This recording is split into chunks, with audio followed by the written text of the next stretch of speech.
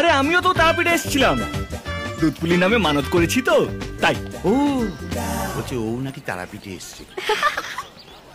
জয় তারা, তুমিও তারাপীঠে এসছো?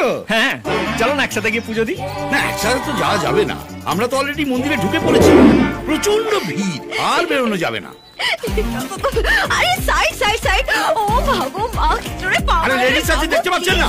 আস্তে আস্তে, না ভালো লাগে না। উফ বাবা, বলছিলাম কি এবার তো একসঙ্গে পুজো দেওয়া হলো না, আসছে বছর আবার হবে।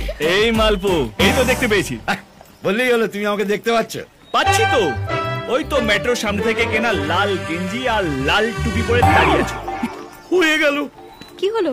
ইজি টং, বগলের তলায় বিষ পড়া। মালপো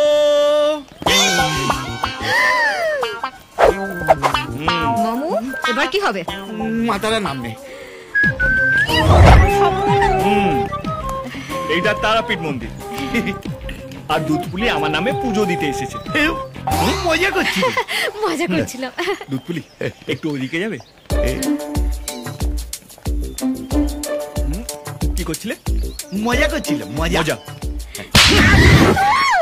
তোর মজার আজকে গোষ্ঠীর ষষ্ঠী পুজো করে দেবো। বাবু তোমাকে খুশি করার জন্য ওই কথাগুলো বলছিল বাবু। আমাকে খুশি করার জন্য মালপোর কি দরকার বাবু?